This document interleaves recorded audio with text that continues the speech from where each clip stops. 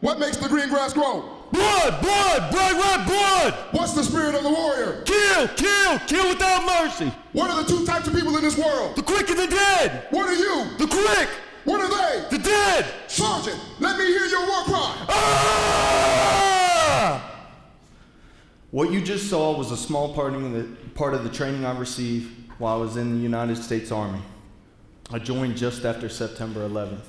They train you to harness a deep inner rage, a hidden rage, a rage that most people don't even know they have. In combat, that rage can keep you alive, but at home, that rage can kill you. Let me back up a second and tell you why I joined the Army. Most of you can probably remember where you were on September 11th. I will remember for the rest of my life. I was working as a forklift operator, just out of high school. I'm driving around and everyone disappeared. I don't know where anybody is. So I head up to the front of the building and everybody's around a small 13-inch TV. As I walk up, I watch the second plane hit the Twin Towers. I knew at that moment that I was going to join the military. Before I made it to Iraq, I spent about a year in Central America. It was beautiful. This is the upside to the Army. You get to see the world. I spent about a year bouncing around the jungles of Panama, Nicaragua, Honduras. I fell in love with the culture. I got to see and try new things. I even got to swim in the Atlantic and the Pacific in the same day without getting on an airplane. The good times didn't last, though.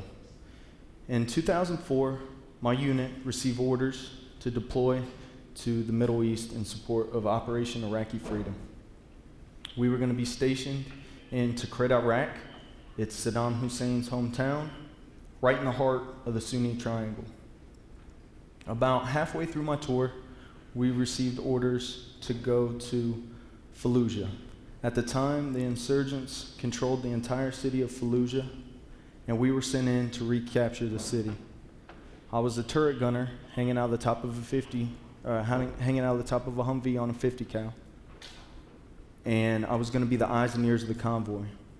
The drive from Tikrit to Fallujah was only supposed to take about 10 hours, even with the slow military vehicles. But the enemy had other plans. On the way down, they started blowing up bridges and setting up ambushes along the way. We would redirect our path each time we'd come into a new contact.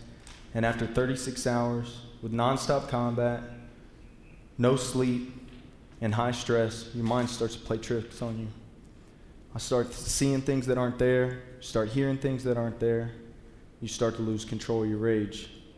At some point, the second night with no sleep, I must have fell asleep, dozed off, the cool air rocking me to sleep, because I awoke to total chaos, gunfire. I remember hearing that AK-47 rounds hitting the side of the Humvee just inches from my head, tink, tink, tink, tink. I woke up, fear washed over me.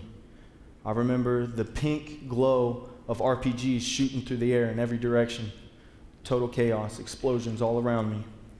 I lit up the 50 cal. Thump, thump, thump, thump, thump, thump, thump, thump, thump, moving from one target to the next. In the middle of all this chaos, I could hear somebody laughing. And I thought to myself, who could be laughing at a time like this? And then I realized it was me laughing.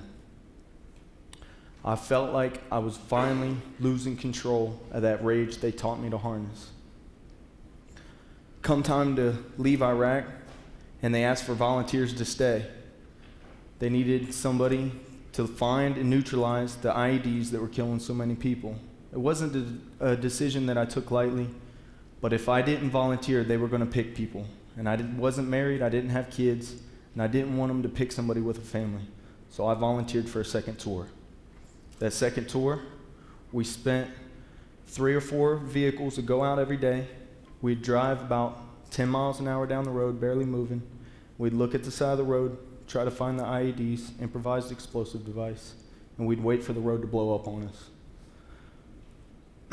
While in Iraq, I lost 7 of my best friends. Sergeant, attention! Right, peace! Present arms!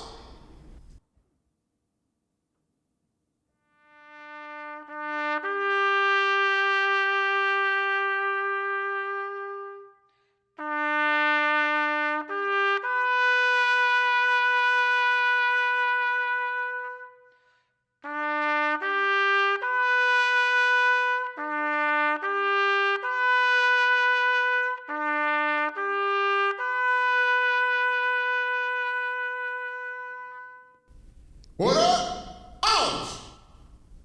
Let peace!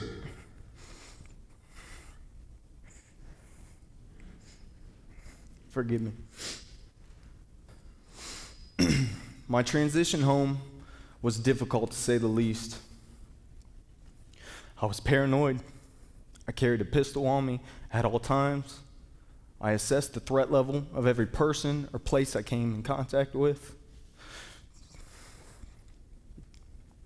Driving through my family's neighborhood, I drove in the middle of the street in fear that the side of the road was going to blow up and kill me. On the outside, I looked like every other 21-year-old college student.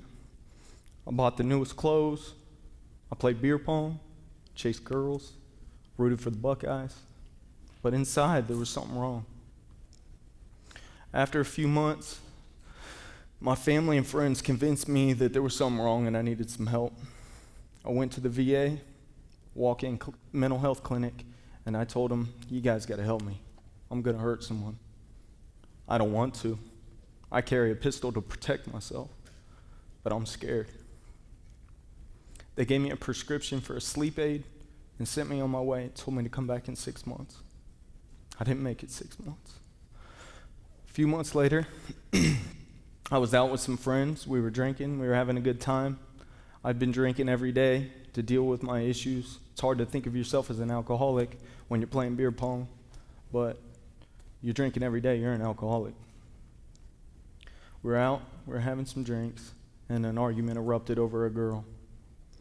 Someone pulled out a knife, and I snapped. I pulled out my pistol. The prosecutor said, I moved through the room in a tactical manner, clearing the room, laid everybody on the ground. I took the knife from him, and I began beating him. And I beat him, and I beat him. A few days later, I got arrested for attempted murder and several other charges. Some I did, some I didn't do.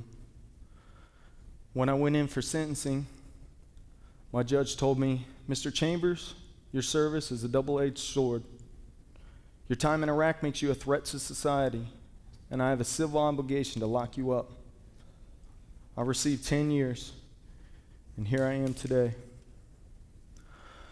Some of you that are familiar with the TEDx format are probably waiting on my call to action, but you just did it. Find a veteran and listen to a story. A lot of us just need somebody to talk to. Sarge! Attention! Sarge, it's okay. You're home now, man. It's over. You're safe. Welcome home. At ease.